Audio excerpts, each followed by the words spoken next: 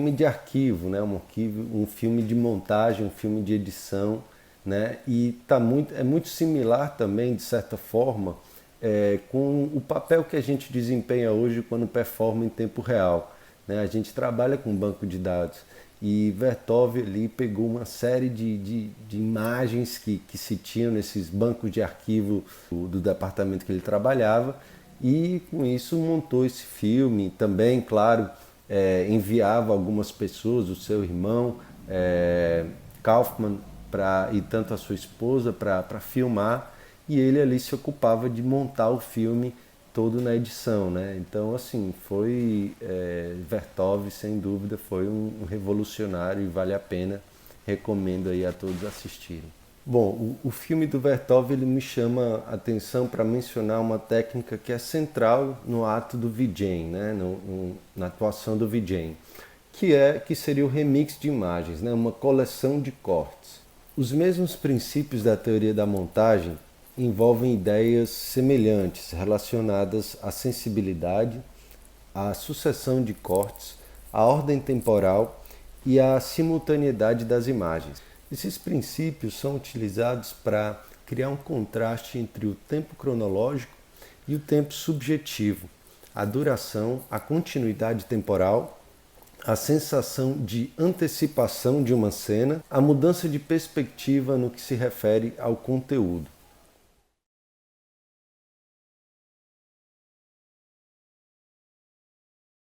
Bom, temos o efeito Kuleshov, foi desenvolvido ali naquele mesmo período, entre 1910 e 1920, pelo cineasta soviético Lev Kuleshov, e se trata de um fenômeno mental pelo qual os espectadores eles conseguem obter uma melhor informação a partir da relação de duas cenas diferentes, ao invés de quando seu conteúdo ele é exibido numa cena única. Essa interação entre duas cenas diferentes reforçam a informação que quer ser passada para o público. Ele é conhecido por obter respostas e correlações diferentes ao conectar, organizar conteúdo visual de uma forma estratégica dentro da edição.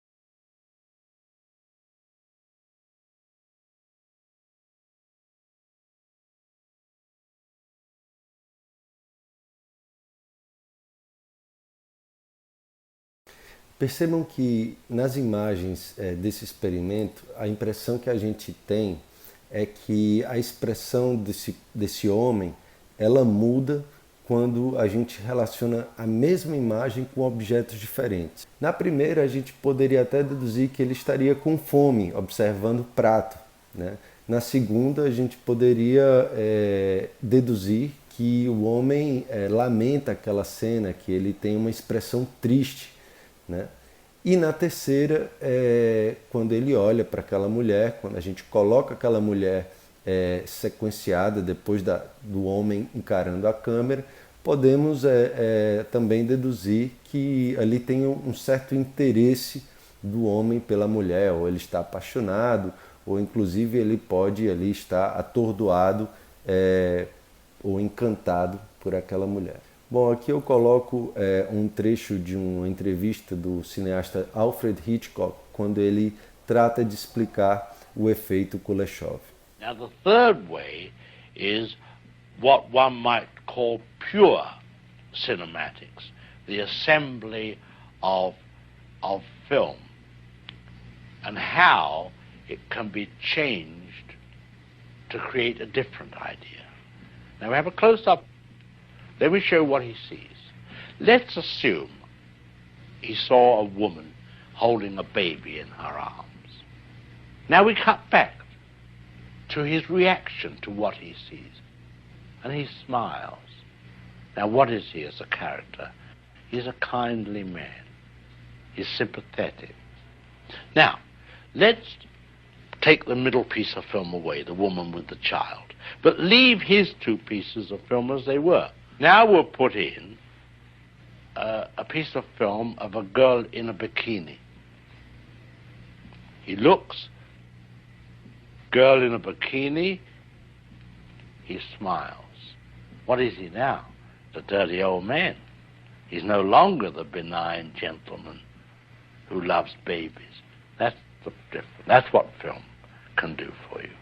Desde que foi inventado, nesses mais de 110 anos, né, que o cinema, e também a gente pode considerar o vídeo, foi inventado, foram se desenvolvendo uma série de técnicas na qual o público, a plateia, foi se acostumando. Né? Isso desenvolveu uma espécie de linguagem coletiva aprendida sobre o filme. Né? Por exemplo, enquanto hoje a gente considera o corte como um elemento mais básico da linguagem cinematográfica, a plateia, o público, ainda não tinha esse tipo de intimidade com a linguagem cinematográfica como se tem hoje. Essas regras elas podem ser tanto seguidas como quebradas ou usadas de outra maneira, para evocar reações diferentes da plateia. Né? É importante que a gente conheça bem os fundamentos para que a gente possa manipular sobre eles, que a gente possa utilizar esses recursos a nosso favor e também saber como romper com esses processos e como criar até novos processos. A nossa linguagem está em constante evolução, né? Dia após dia são inventados novos instrumentos, novas formas de capturar e de reproduzir conteúdo audiovisual. A gente tem visto aí surgir uma série de novas plataformas com a internet, né? E as redes sociais, enfim, plataformas como o YouTube, e isso tem causado uma revolução na maneira como as pessoas têm sido expressivas, né, com as ferramentas do vídeo. E por final, nessa primeira sessão do vídeo, eu quero falar um pouco também da utilização do som, né, no processo de montagem, no processo de edição.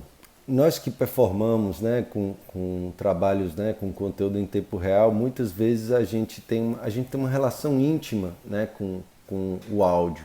Né? Muitas vezes a gente acompanha visualmente, né, uma música que esteja tocando. Né? Muitas vezes esse processo ele se dá de uma forma onde a gente tem que improvisar em cima de uma música. Porém, no início do cinema, esse processo era ao contrário. Né? A gente tinha um cinema mudo, o cinema não tinha som, e no caso da maioria das exibições, eram-se colocados ali músicos, pianistas que improvisavam ali durante a exibição do filme uma espécie de trilha sonora tocada ao vivo.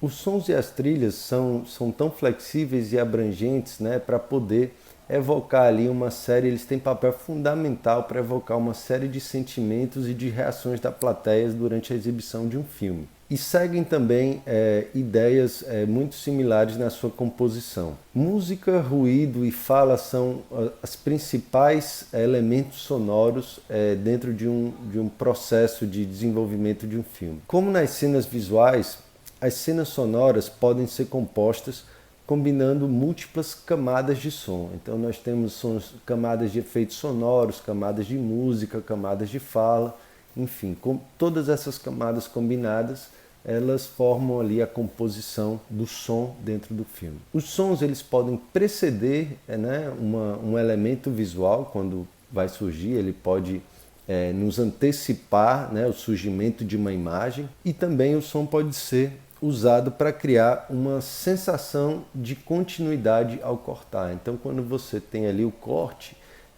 o fato da trilha sonora, né, o som ambiente daquela cena continuar acontecendo, você tem ali uma suavização do corte quando ele acontece. Né? Então o som pode ser utilizado principalmente nessas duas formas, ou para antecipar uma imagem visual, né? um conteúdo visual que está por chegar na cena, né? No caso a gente inicia um som de mar, por exemplo, numa cena, e de repente, pum, vem uma imagem de mar. isso naturaliza de alguma forma a relação que a plateia tem com a imagem. E no caso também, quando o som se mantém presente na cena, a gente pode ali aplicar uma série de cortes onde a pessoa ela se mantém presente ali na cena pela força que o som exerce dentro desse processo.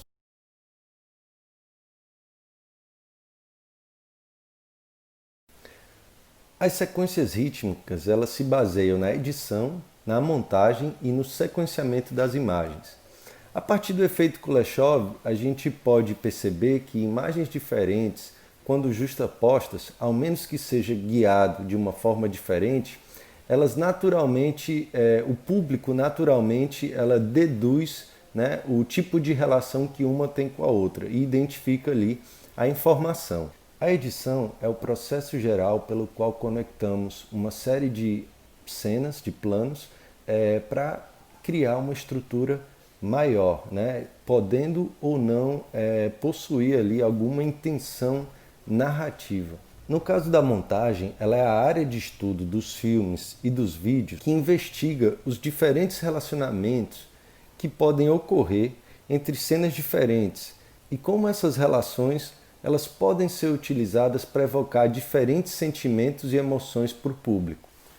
Na linguagem do filme, edição, montagem e sequenciamento compõem as estruturas gramaticais avançadas pelas quais podemos criar cenas multidimensionais que conectam partes individuais para expressar ideias, sentimentos e histórias. Na teoria da montagem soviética, Sergei Eisenstein fala sobre 5 métodos diferentes de montagem. Essas variedades são construídas uma sobre a outra, de modo que as formas superiores também incluem as abordagens das variedades simples. Os 5 tipos originais de montagem de Eisenstein foram o métrico, o rítmico, o tonal, o intelectual, o overtonal ou associativo. Em particular, a forma de montagem overtonal associativa foi considerada uma forma superior, que usou um acúmulo de montagens métricas, rítmicas e tonais para criar um efeito mais abstrato e complicado para incluir o público.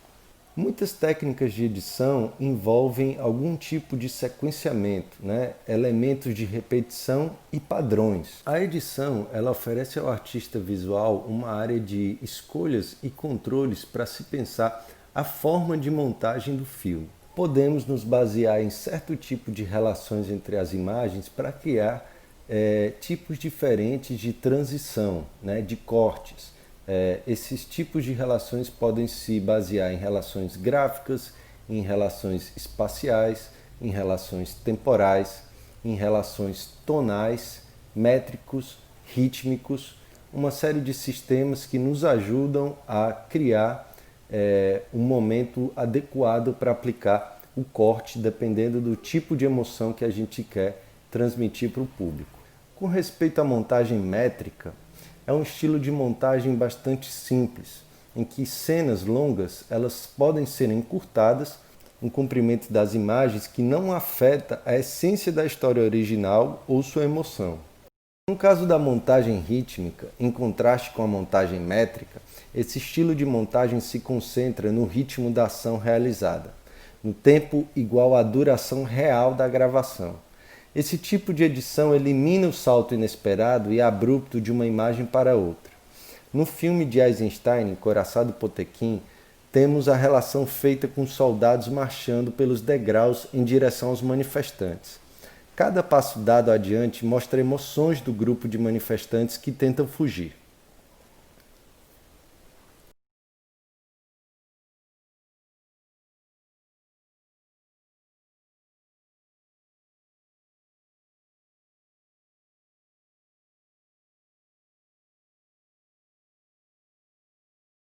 No caso da montagem tonal, a montagem ela se concentra na emoção dos personagens sequenciados com outras imagens.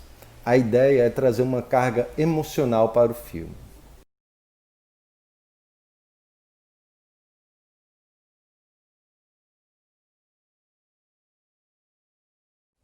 quando falamos de montagem overtonal, o uso simultâneo de todos os 3 tipos de montagens mencionados agora, o métrico, o tonal e o rítmico, usados em combinação, criando um conflito entre as imagens.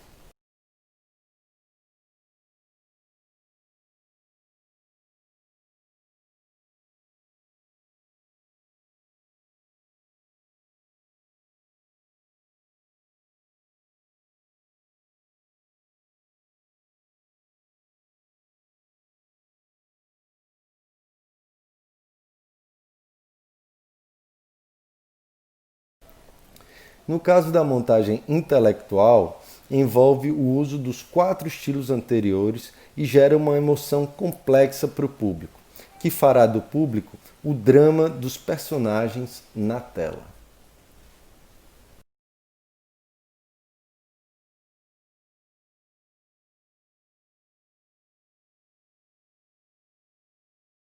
Cada tipo de montagem desses também tem o auxílio de alguns tipos de edição que nos ajudam a conseguir, né, esses objetivos. Eu vou mencionar algum deles para vocês agora. Quando nos baseamos em relações gráficas entre os elementos da cena, por exemplo, uma transição entre imagens que tenham a mesma semelhança ou então um contraste total nas suas formas, seja na cor, na própria ação, no movimento, por exemplo, podem nos ajudar a aplicar ali o corte e transmitir algum tipo de sensação.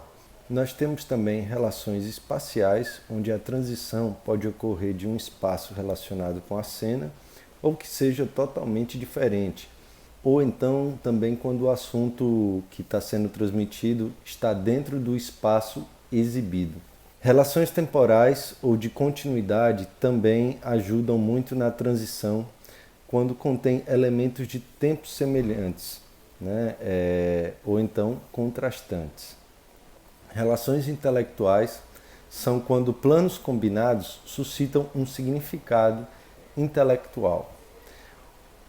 Relações tonais são quando utiliza-se significados emocionais de uma cena para fazer uma transição. E relações métricas e rítmicas é quando o corte ele é baseado na duração das cenas. Bom, pessoal, agora eu vou detalhar um pouco mais esses pontos de edição, esses tipos de edição e o que cada um permite aprofundar dentro de uma cena, dentro de um conjunto de sequências. Nós temos o match cut. O match cut é um tipo de corte que une 2 imagens que contêm 2 objetos de formato semelhante, em posições similares no quadro. Ele é muito bem utilizado quando você quer fazer uma transição e quer naturalizar a partir de relações gráficas dentro da imagem. O corte invisível ele é utilizado para dar uma continuidade no corte sem que o espectador perceba o corte.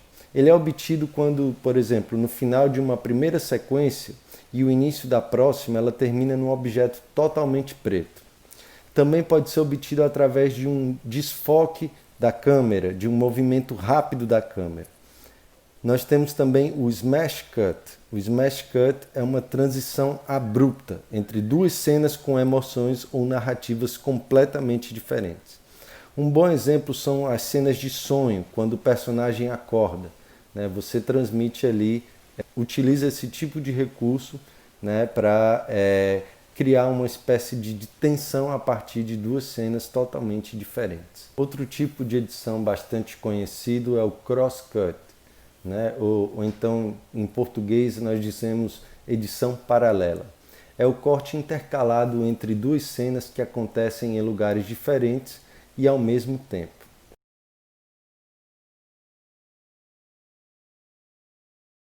Temos o corte cut away, né? É um corte que interrompe a ação principal e leva o espectador para longe dessa cena, inserindo ali um objeto diferente na cena, mas geralmente traz o espectador de volta para a ação principal. Ele é utilizado para dar contexto à cena e aumentar a dramaticidade. Corte na ação, né? Em inglês cutting on action, é o corte de um plano para outro centrado no ponto da ação. Na montagem finalizada, tem-se a impressão de continuidade. Você utiliza esse corte para fazer uma sequência de cortes dentro de uma própria ação e você também ali dá uma sensação de continuidade para aquele momento. Bom, pessoal, vamos falar de enquadramento. Os enquadramentos têm vários tipos diferentes e eles nos auxiliam a passar, a transmitir algum tipo de significado dentro daquela cena. A gente tem vários. A gente tem o plano geral extremo, também conhecido como plano geral amplo, e ele é utilizado para mostrar o assunto a uma certa distância, ou a área em que a cena está acontecendo. Esse tipo de plano é particularmente útil para estabelecer uma cena em termos de tempo e lugar, bem como o relacionamento físico ou emocional de um personagem com aquele ambiente, os elementos dentro dele. Um personagem ele não precisa necessariamente estar visível nessa cena. O plano geral mostra o assunto de cima para baixo. Para uma pessoa, isso seria da cabeça aos pés, por exemplo. Embora não seja necessário preencher todo o quadro. Um personagem se torna mais um foco do que um plano, mas o plano tende ainda a ser dominado pelo cenário. Plano completo. Enquadra o personagem da cabeça aos pés, com o assunto preenchendo aproximadamente o quadro.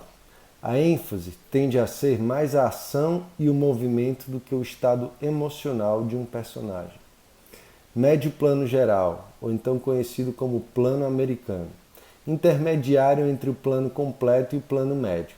Mostra o assunto do joelho para cima. Plano médio. Mostra parte do assunto com mais detalhes. Para uma pessoa, um plano médio geralmente as enquadra da cintura para cima. Essa é uma das cenas mais comuns vistas em filmes, pois se concentra em um personagem, ou em personagens, em uma cena enquanto ainda mostra algum ambiente. Close médio. Fica entre a cena média e um close, geralmente emoldurando o assunto do peito ou ombro para cima. Close-up. Preenche a tela com parte do assunto, como a cabeça, rosto de uma pessoa. Enquadra isso com força. As emoções e a reação de um personagem dominam a cena. Close extremo. Enfatiza uma pequena área ou detalhe de um objeto, ou então olhos ou boca, por exemplo. Além dos tipos de enquadramento, nós temos também o recurso dos ângulos e das perspectivas que esses enquadramentos são colocados. Isso também nos ajuda a enfatizar ainda mais, a comunicar melhor um sentimento dentro de uma cena. Nós temos também variados tipos de ângulos e perspectivas. O ângulo normal, no nível dos olhos, seria um plano feito com a câmera aproximadamente no nível dos olhos humanos, resultando em um efeito neutro para o público.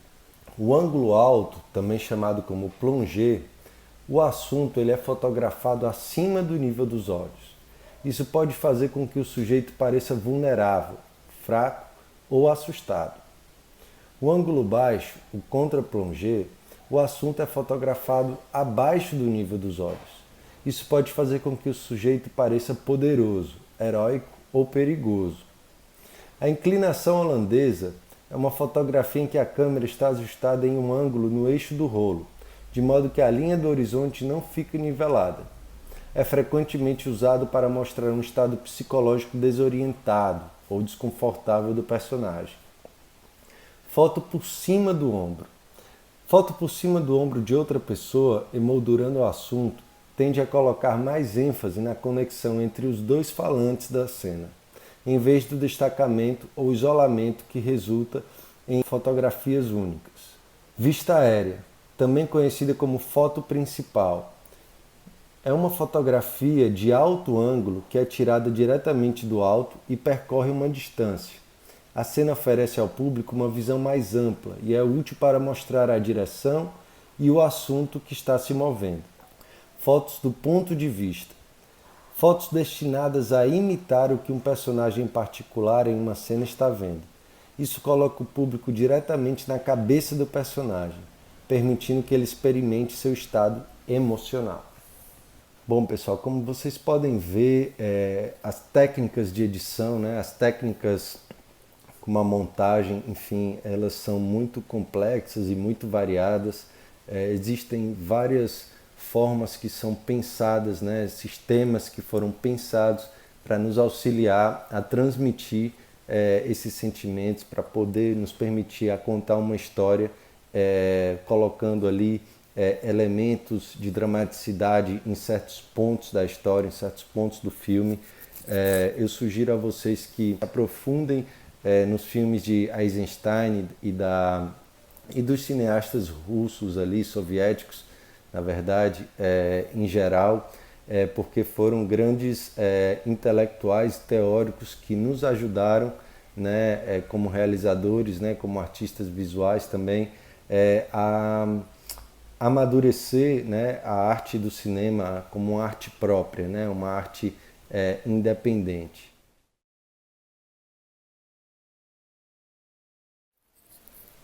O cinema puro foi um movimento cinematográfico de vanguarda, iniciado por cineastas que queriam retornar o meio às origens elementares da visão em movimento. Foi iniciado por cineastas europeus, incluindo René Clair, Fernand Léger, Hans Richter, Viking Eglin, Walter Ruttmann, Germain Dulac, Man Ray e Marcel Duchamp. O objetivo do movimento era criar um cinema focado nos elementos puros do filme, como movimento, composição visual e ritmo. Declaram que o cinema é uma forma de arte independente e que não deve ser emprestada da literatura ou do palco. O cinema puro foi influenciado pelo dadaísmo, que rejeitava a lógica, a razão e o esteticismo da sociedade capitalista moderna, instando a expressar absurdos, irracionalidades e protestos antiburgueses em suas obras. Assim, o cinema puro é composto por filmes não históricos e não característicos, que abrangem experiências emocionais abstratas por meio de dispositivos cinematográficos únicos, como montagem, movimento e ângulos de câmera, relações som-visuais, superposições e efeitos ópticos e composição visual.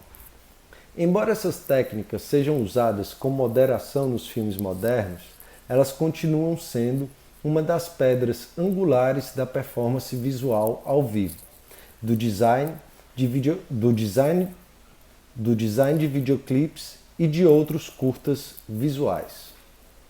Como o cinema puro é caracterizado por uma história ou enredos minimizados, grande parte do estilo vem do foco nas preocupações visuais, usando close-ups, fotografias, montagens e outras técnicas cinematográficas como parar o movimento, câmera lenta, acelerar o filme, lapsos de tempo, distorções da lente, trucagens na fotografia, efeitos especiais e trabalhar a composição da imagem.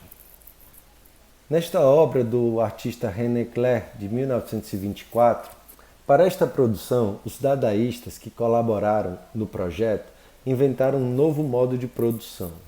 Aqui, numa pobre tradução minha, eu diria o instantaneismo.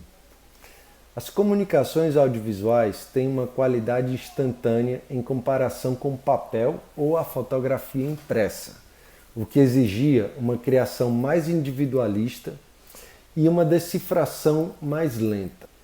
O filme completo leva cerca de 20 minutos, usando técnicas como ver as pessoas correrem em câmera lenta, ver as coisas acontecendo ao contrário, mudanças nas perspectivas da câmera e pessoas instantaneamente desapontadoras.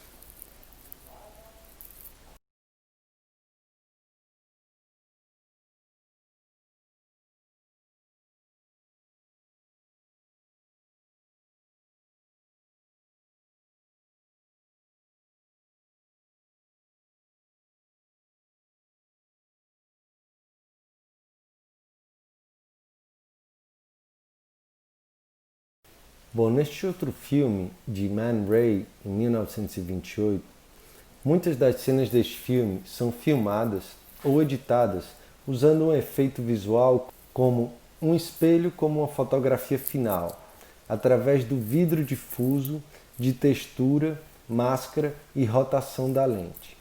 Embora originalmente um filme mudo, lançamentos recentes foram criados usando músicas tiradas da coleção de discos pessoais de Man Ray da época.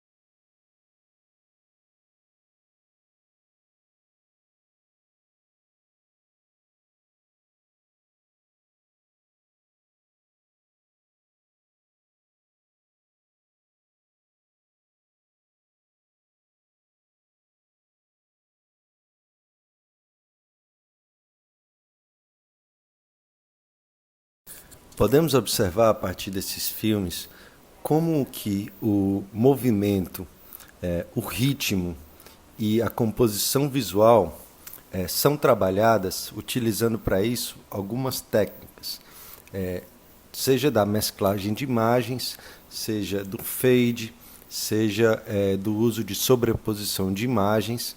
Enfim, vamos dar agora uma olhada específica em cada um desses pontos. Falando sobre composição visual para performances ao vivo, eu gostaria aqui de destacar algumas técnicas que são muito utilizadas. A primeira delas seria a mistura, a mixagem. A forma mais geral de combinar duas ou mais imagens é conhecida como mixagem. Normalmente envolve a mescla de cada uma das imagens individuais em proporções iguais ou variáveis. Nós temos também o fading. O desbotamento leva o processo de mescla, de mixagem, ao domínio do tempo. Um desbotamento, ou seja, um fading, é uma mistura em que as proporções das imagens mixadas variam com o tempo. Aditivo versus sobreposição. Duas das maneiras mais comuns de combinar imagens são simplesmente adicionando os valores de cores de uma outra imagem ou colocar uma imagem sobre ou na frente de outra imagem. Mascaramento, o chamado de masking.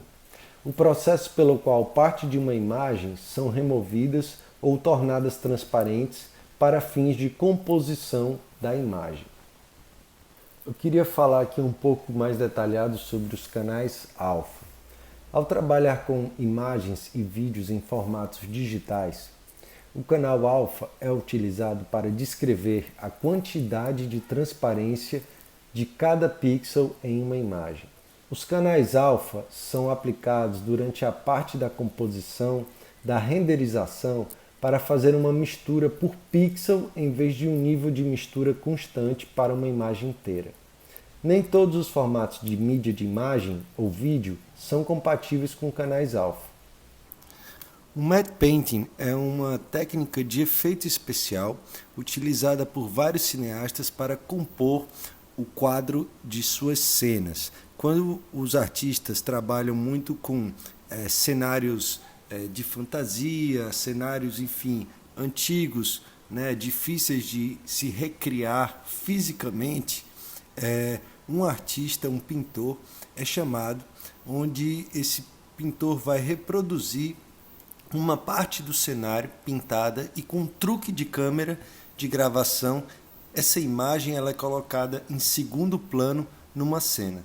Ela é uma técnica muito utilizada até hoje, embora hoje seja utilizada uma série de recursos digitais de efeitos 3D. Essa técnica já foi muito artesanal e sempre foi um recurso muito procurado, principalmente em filmes de fantasia ou filmes que retratavam ambientes e espaços de difícil recriação física. Nos tempos atuais é muito possível recriar essa mesma técnica utilizando para isso softwares como Photoshop, Adobe After Effects, programas de 3D, enfim, hoje esse tipo de técnica é muito mais popular e acessível para novos realizadores e novos artistas. Bom, pessoal, essa foi a nossa quarta aula do curso de Vídeo Instrumentalismo. Espero que vocês tenham gostado. Na próxima aula a gente vai aprofundar mais sobre a questão da cor, né, da música visual, tá? E algumas outras técnicas também que a gente utiliza com respeito às performances em tempo real. A gente vai ver vários estilos de performance, vários tipos de estética que são principais, que são utilizadas por artistas visuais nas suas performances, tá? A gente vai agora começar a entrar um pouco mais no tema da música visual. A gente vai ver como artistas vieram trabalhando no desenvolvimento, na busca de conectar a música com a imagem, né? E isso daí criar uma nova forma de expressão audiovisual.